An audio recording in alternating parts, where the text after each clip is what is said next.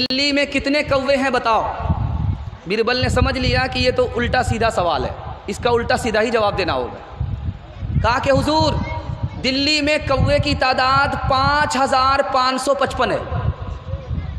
तो लोगों ने कहा तेरा दिमाग ख़राब हो गया है, तुम्हें कैसे पता चल गया कि 5555 है? कहा कि यकीन नहीं है तो गिन लो, बाप से भेंट हो जाएगी। तीसरी मिसाल आपके सामने आ रही है। 20 साल के बाद एक गैर मुस्लिम मुसलमान हुआ।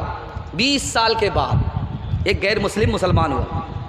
अब वो उठता था राम राम, बैठता था राम राम, उठता था राम राम, बैठता था राम राम। लोगों ने कहा कैसा मुसलमान है, उठते बैठते राम राम ही कर रहा है। तो उसने कितना प्यारा जवाब दिया, बरसों का राम आहिस्ता आहिस्ता ही निकलेगा, इतनी जल्दी नहीं निकलेगा। इस हिंदुस्तान का बादशाह गुजरा, उसका नाम था औरंगज़ेब। दुआ कीजिए अल्लाह उनकी कब्र को नूर से भर दे। और हिंदुस्तान का नवाब था शिवाजी। शिवाजी और औरंगज़ेब बादशाह की लड़ाई हो गई। औरंगज़ेब ने शिवाजी के महल को, किले को घेर लिया, शिवाजी को बाहर निकलने ही नहीं दिया। दाना पानी जब ख़त्म हो गया तो शिवाजी ने अपनी माँ से कहा अब क्या करें, दाना पानी ख़त्म हो चुका है और मेरी जान का दुश्मन, खून का प्यासा औरंगज़ेब चारों तरफ से मुझको घेरे हुआ है। देखिए हिंदुस्तान कितना प्यारा, कितना खूबसूरत था। तारीख़ के हवाले से सुनाने के लिए जा रहा हूँ, इसको ध्यान से सुनिएगा, पयाम इंसानियत आप सुन रहे हैं। शिवाजी का राशन ख़त्म हो गया, दाना पानी ख़त्म हो चुका है, चारों तरफ से दुश्मन औरंगज़ेब के लश्कर ने घेर रखा है। तो माँ से पूछा कि करें क्या करें? कहा क्या करें, औरंगज़ेब से पूछ लो। कहा औरंगज़ेब तो मेरी जान का दुश्मन है। कहा जान का दुश्मन ज़रूर है लेकिन मुसलमान है, तुमको सही मशवरा देगा, गलत मशवरा नहीं देगा। माँ ने कहा है शिवाजी से कि बेटा राशन ख़त्म हो गया, किसी से पूछना नहीं, औरंगज़ेब से पूछो। तो शिवाजी ने कहा कि औरंगज़ेब से कैसे पूछें, वो तो मेरी जान का दुश्मन है, खून का प्यासा है। कहा ये ज़रूर है कि वो तुम्हारी जान का दुश्मन है लेकिन मुसलमान है, तुमको गलत मशवरा नहीं देगा, सही मशवरा देगा। अब शिवाजी ने औरंगज़ेब से कहा मेरा राशन ख़त्म हो गया। कहा क्या फ़र्क पड़ता है, जंग बंद कर लो 10 साल के लिए और राशन का इंतज़ाम कर लो, जब राशन का इंतज़ाम हो जाएगा तो फिर जंग शुरू कर देना। 10 साल के लिए शिवाजी को टाइम दे रहा है। कौन टाइम दे रहा है? औरंगज़ेब बादशाह कि 10 साल के लिए जंग बंद कर दो और इंतज़ाम कर लो, उसके बाद जंग करना। अब औरंगज़ेब से कहा कि 10 साल में तो वो मजबूत हो जाएगा, आपके ऊपर हमला करेगा। तो औरंगज़ेब का जवाब सुनिए, मेरे नबी ने अपने दुश्मन से 10 साल के लिए जंग बंद किया था, मैंने अपने नबी की सुन्नत पर अमल किया है, मुझे यकीन है कि जो सुन्नत पर अमल करेगा वही कामयाब होगा। मैंने नबी की सुन्नत का दामन थामा है, मैं ही कामयाब रहूँगा। जब दोबारा जंग शुरू हुई, शिवाजी गिरफ्तार हो गए, दिल्ली लाया गया, फिर भी औरंगज़ेब बादशाह ने कहा कि इनको कत्ल मत करना, ये कौम का सरदार है। हमारे नबी ने कहा कि कौम के सरदार की इज्जत करो, उसको जलील मत करो। ये था खूबसूरत हिंदुस्तान, ये था खूबसूरत समाज, ये था भाईचारा, ये था औरंगज़ेब बादशाह का पयाम इंसानियत। दूसरी मिसाल आपके सामने आ रही है। ट्रेन में सफ़र हो रहा है, दुआ कीजिए अल्लाह उस आलिम दीन की कब्र को नूर से भर दे। उनका नाम था शेखुल इस्लाम हुसैन अहमद मदनी रहमतुल्लाह अलैह। आप देखेंगे कभी कभी ट्रेन में पानी बंद हो जाता, जब पानी बंद हो जाता है तो जो पखाना है उसमें लोग पखाना करते जाते हैं, वो भरता जाता है, वो बाहर निकलता नहीं है, ऊपर रहता है। इत्तिफाक से पानी बंद हो गया ट्रेन में और पखाना ऊपर है, कोई भी जा रहा तो छीछी करके वापस आ रहा। तो हिंदू पंडित जी थे, वो गए छीछी करके वापस आ गए, अंदर गए नहीं, और गाली गलौज करने लगे कि देखिए ये क्या इंजन है, क्या ट्रेन है, क्या है, सरकार है, क्या है, कोई इंतज़ाम नहीं। शेखुल इस्लाम मौलाना हुसैन अहमद मदनी रहमतुल्लाह अलैह सुन रहे थे, समझ में आ गया कि पखाना साफ़ नहीं है। नाक में कपड़ा बांध करके अंदर घुस गए, सिगरेट वगैरह की डिबिया थी उसको जला करके साफ़ सुथरा कर दिया। उसके बाद आकर के उसी पंडित जी से कहते हैं कि वो तो मैं तो अभी गया था, बिल्कुल साफ़ सुथरा है, कहाँ गंदा, आप जाइए हाजत पूरी करके आइए। जब वो गए तो बिल्कुल साफ़ सुथरा है। कहा कि ये काम आप ही ने किया है, मैंने क्या किया?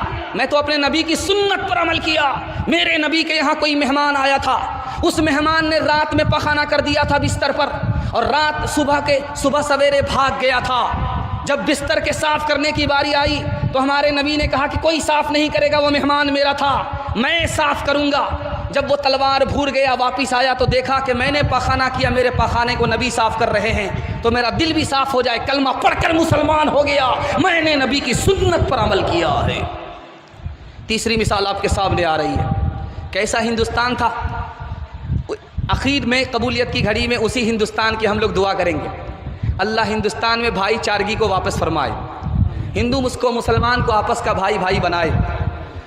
आखिरी मिसाल दे रहा हूँ, रात का सन्नाटा है, शेखुल हिंद किसी का पैर दबा रहे, जिसका पैर दबा रहे हैं वो हिंदू है, और जो दबा रहा है वो शेखुल हिंद है, हिंदुस्तान का सबसे बड़ा आलिम। वो किसका पैर दबा रहा है?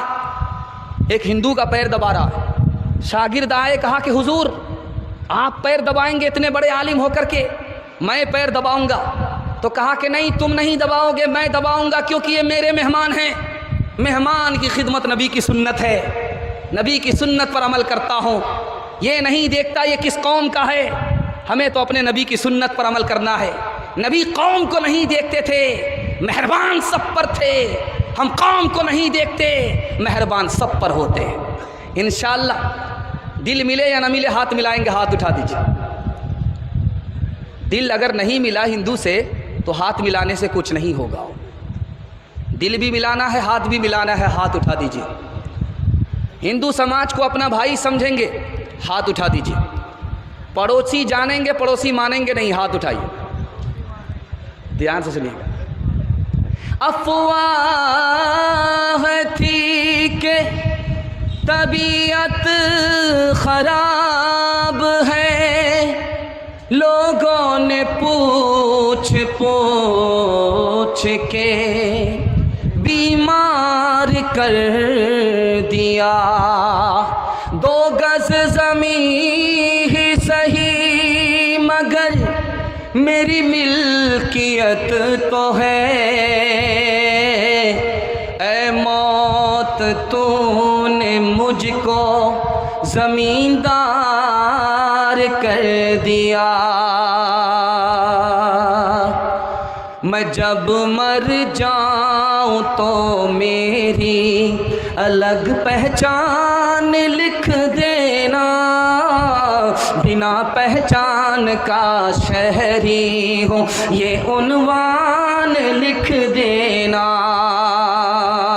मैं गलती से मुसलमान हूँ, इसी मिट्टी का पुतला हूँ। यहाँ अजदाद मिट्टी में मिले ये शान लिख देना। लहू में दौड़ता फिरता रहा मेरे वतन हमदम, लहू से मेरी पेशानी पे हिंदुस्तान लिख देना। लहू से मेरी पेशानी पे हिंदुस्तान लिख देना। सारे जहां से अच्छा हिंदुस्तान हमारा, हम बुलबुले हैं इसकी ये गुलसिता